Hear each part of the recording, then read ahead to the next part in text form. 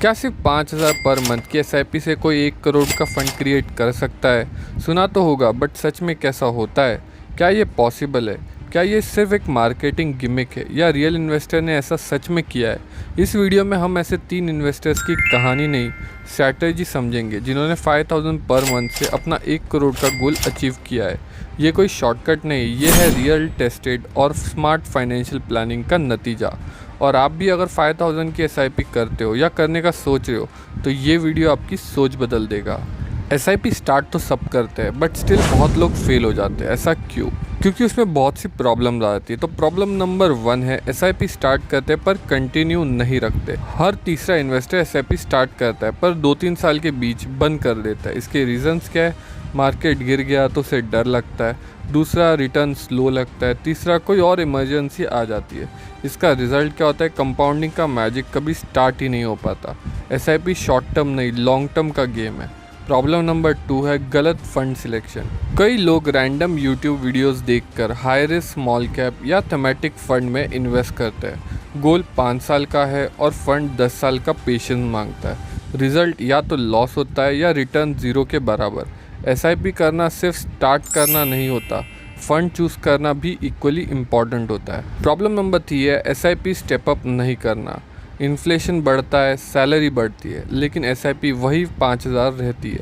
Result final corpus 50 से 60 लाख तक अटक जाता है, जबकि थोड़ा स्टेप अप से वही इन्वेस्टमेंट 1 करोड़ क्रॉस कर सकता था। अब चलिए समझते हैं उन लोगों की स्ट्रैटेजी जिन्होंने सच में 1 करोड़ बनाया विद जस्ट 5,000 रुपीज़ की एसआईपी। तो इन्वेस्टर नंबर 1 है अमित, एक discipline long term player.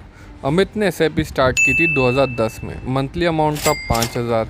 Job fresh थी, सैलरी कम थी, लेकिन इंटेंशन क्लियर था, एक बड़ा फंड बनाना है फॉर रिटायरमेंट और फाइनेंशियल फ्रीडम। फंड उसने चूज़ किया एचडीएफसी टॉप 100। रीज़न क्या था? Stable, less volatile, long term compounding. Discipline से उसने 25 साल तक कभी एसआईपी बंद नहीं की। मार्केट क्रैश हुआ 2015 में, 2020 में भी कोविड क्रैश आया, तब भी एसआईपी चालू रखी। रिटर्न कितना बना के दिया? एवरेज कैगर 13% का, और एसआईपी ड्यूरेशन था इसका 25 साल। तो अगर हम कैलकुलेशन करें, एसआईपी अगर 5,000 की पर मंथ हो जाए और वहीं पे उसको 13% का अगर उसको रिटर्न मिले और 25 साल में उसकी टोटल इन्वेस्टेड अमाउंट होती है 15 लाख के आसपास, और जो टोटल वैल्यू कॉर्पस बन के आता है वो करीब करीब 1 करोड़ के आसपास आ जाता है।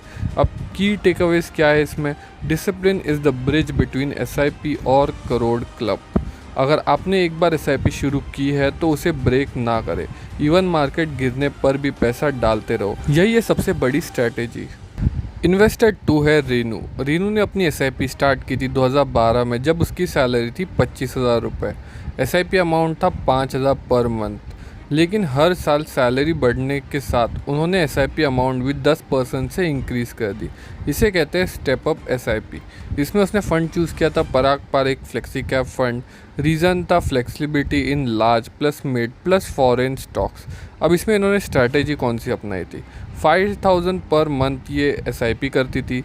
एनुअल स्टेपअप था 10% का। एक्सपेक्टेड रिटर्न था उस पर्टिकुलर म्यूचुअल फंड से 13% का, ठीक है। और जो टाइम पीरियड इन्होंने इन्वेस्ट किया वो था 20 ईयर्स का। तो टोटल इन्वेस्टेड अमाउंट थी 34,36,000 के आसपास, और जो टोटल कॉर्पस बना इनका वो बना 1 करोड़ 2 लाख के आसपास। तो अब यहाँ पे देख सकते हो सिर्फ 20 सालों में 5,000 पर मंथ सिर्फ स्टेप अप करने के कारण सिर्फ 20 सालों में 1 करोड़ बन गए। अब इसमें की टेक अवे क्या था? Step up SIP is like giving your investment a yearly bonus. अगर आप हर साल अपनी एसआईपी अमाउंट में 500,000 का इंक्रीमेंट करते हो तो आपका फाइनल कॉर्पस 30 से 40% से ज़्यादा हो सकता है। Small changes big outcomes. Investor 3 है करण, जो कि एक गोल बेस्ड एसआईपीज करता है। करण एक एवरेज सैलराइज्ड एम्प्लॉय था। उसका सपना था कि अपनी बेटी के हायर एजुकेशन के लिए 1 करोड़ का फंड बनाना, वो भी 20 सालों में। उसने एसआईपी का यूज़ किया as a goal based investment tool, और बस यही उसकी सबसे बड़ी जीत थी। अगर हम स्ट्रैटेजी को ब्रेक डाउन करें तो पहले तो उसको क्लैरिटी थी गोल की कि उसको 1 करोड़ चाहिए। टाइम हॉरिजन था 20 साल का। रिस्क एपेटाइट भी उसको था मॉडरेट से हाई तक मैं रिस्क ले सकता हूँ।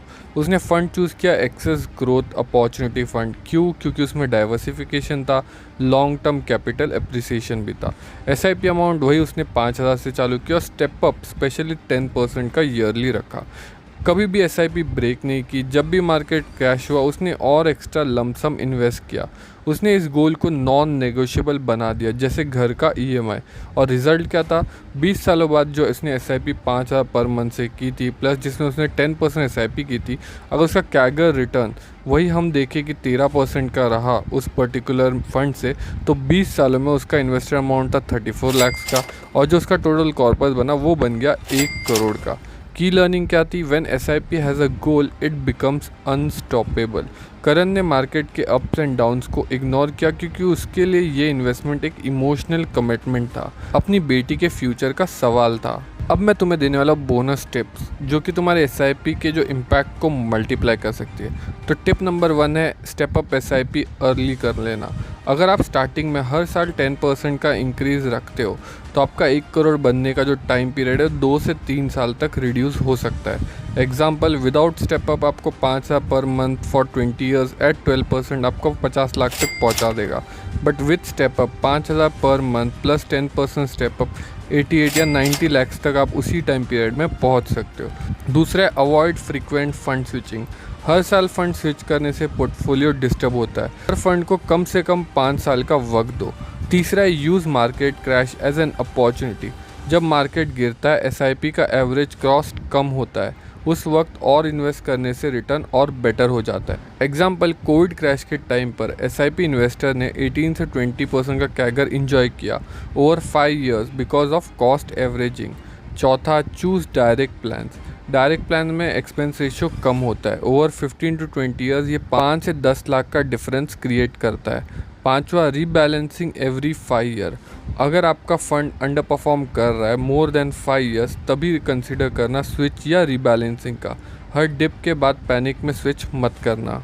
तो अब बात करते हैं एसआईपी सक्सेस फार्मूला की, या आप बोल सकते हो एग्जैक्ट ब्लूप्रिंट की। तो यहाँ पे 2 चीज़ें हैं, एलिमेंट और स्ट्रैटेजी। एसआईपी अमाउंट कितनी होती है? Start with 5,000 per month, step up increase by 10% every year. Time horizon minimum आप 15 साल तक ले सकते हो या फिर 20 से 25 साल भी ले सकते हो।